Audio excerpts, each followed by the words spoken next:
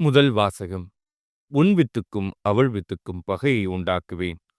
தொடக்க நூலிலிருந்து வாசகம். அதிகாரம் 3 இறைவசனங்கள் 9 முதல் 15 முடிய மற்றும் 20.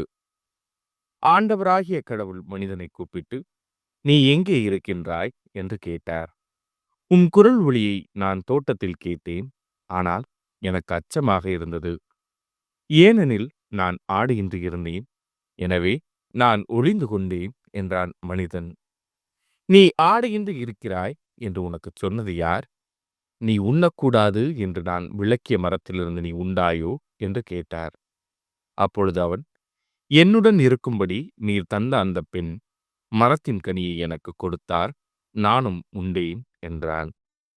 ஆண்டவராகிய கடவுள், நீ ஏன் இவ்வாறு செய்தாய் என்று பெண்ணை கேட்க, அதற்கு பெண், பாம்பு என்னை ஏமாற்றியது, நானும் உண்டேன் என்றாள்.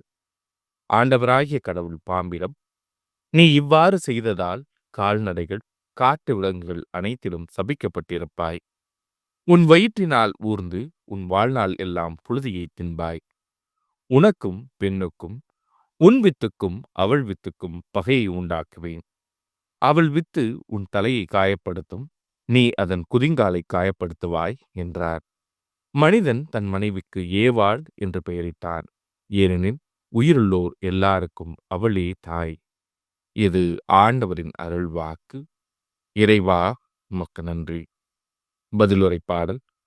ஆண்டவருக்கு புதியதொரு பாடல் பாடுங்கள். ஆண்டவருக்கு புதியதொரு பாடல் பாடுங்கள், ஏனெனில் அவர் வியத்தகு செயல்கள் புரிந்துள்ளார். அவருடைய வலக்கரமும் புனிதமிகு புயமும் அவருக்கு வெற்றியை அளித்துள்ளன. ஆண்டவருக்கு புதியதொரு பாடல் பாடுங்கள். ஆண்டவர் தம் மீட்பை அறிவித்தார், பிற இனத்தார் கண்முன்னே தம் நீதியை வெளிப்படுத்தினார். இஸ்ரேல் வீட்டாருக்கு வாக்களிக்கப்பட்ட தமது பேரன்பையும் உறுதிமொழியையும் அவர் நினைவு கூர்ந்தார். ஆண்டவருக்கு புதியதொரு பாடல் பாடுங்கள். உலகெங்கும் உள்ள அனைவரும் நம் கடவுள் அருளிய விடுதலையை கண்டனர். உலகெங்கும் வாழ்வோரே அனைவரும் ஆண்டவரை ஆர்ப்பரித்து பாடுங்கள். மகிழ்ச்சியுடன் ஆர்ப்பரித்து புகழ்ந்தேத்துங்கள். ஆண்டவருக்கு புதியதொரு பாடல் பாடுங்கள். இரண்டாம் வாசகம். உலகம் தோன்றுவதற்கு முன்பே கடவுள் நம்மை கிறிஸ்து வழியாக தேர்ந்தெடுத்தார். திருத்தூதர் பவுல் எபேசியருக்கு எழுதிய திருமுகத்திலிருந்து வாசகம். அதிகாரம் 1 இறைவசனங்கள் 3 முதல் 6 முடிய மற்றும் 11 முதல் 12 முடிய. சகோதரர் சகோதரிகளே, நம் ஆண்டவராகிய இயேசு கிறிஸ்துவின் தந்தையும் கடவுளுமானவர் போற்றி. அவர் விண்ணகம் சார்ந்த ஆவிக்குரிய ஆசை அனைத்தையும் கிறிஸ்து வழியாக நம் மீது பொழிந்துள்ளார்.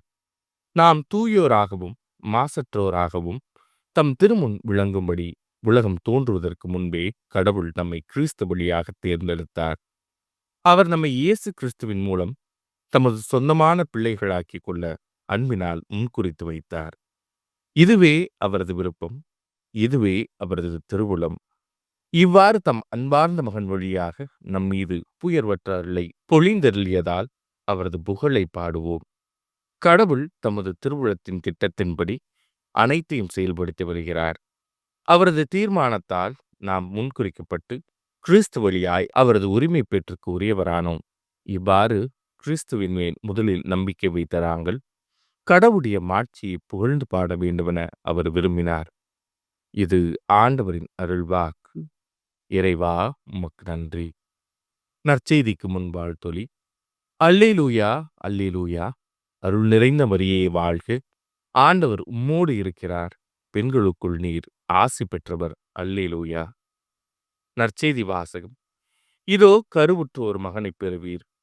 லூக்கா எழுதிய தூய நற்செய்தியிலிருந்து வாசகம். அதிகாரம் 1 இறைவசனங்கள் 26 முதல் 38 முடிய. 6ஆம் மாதத்தில் கபிரியேல் என்னும் வானதூதரை கடவுள் கலிலேயாவில் உள்ள நாசரேத்து என்னும் ஊரிலிருந்து ஒரு கன்னியிடம் அனுப்பினார். அவர் தாவீது குடும்பத்தினராகிய யோசேப்பு என்னும் பெயருடைய ஒருவருக்கு மன ஒப்பந்தமானவர். அவர் பெயர் மரியா. வானதூதர் மரியாவுக்கு தோன்றி, அருள்மிக பெற்றவரே வாழ்க, ஆண்டவர் உம்மோடு இருக்கிறார் என்றார். இவ்வார்த்தைகளை கேட்டு அவர் கலங்கி, இந்த வாழ்த்து எத்தகையதோ என்று எண்ணிக்கொண்டிருந்தார். வானதூதர் அவரை பார்த்து, மரியார், அஞ்ச வேண்டாம், கடவுளின் அருளை கண்டடைந்துள்ளீர். இதோ கருவுற்ற ஒரு மகனை பெறுவீர். அவருக்கு இயேசு என்னும் பெயரிடுவீர். அவர் பெரியவராயிருப்பார், உன்னத கடவுளின் மகன் எனப்படுவார். அவருடைய தந்தை தாவீதின் அரியணையை ஆண்டவராகிய கடவுள் அவருக்கு அளிப்பார். அவர் யாக்கோபின் குடும்பத்தின் மீது என்றென்றும் ஆட்சி செலுத்துவார். அவருடைய ஆட்சிக்கு முடிவே இராது என்றார். அதற்கு மரியா வானதூதரிடம், இது எப்படி நிகழும்? நான் கன்னியாயிற்றே என்றார். வானதூதர் அவரிடம், தூய ஆவி உம்மீது வரும். உன்னத கடவுளின் வல்லமை உம்மேல் நிழலிடும். ஆதலால் உம்மிடம் பிறக்கப் போகும் குழந்தை தூயது. அக்குழந்தை இறைமகன் எனப்படும். உறவினராகிய எலிசபெத்தும் தம் முதிர்ந்த வயதில் ஒரு மகனை கருத்தரித்திருக்கிறார்.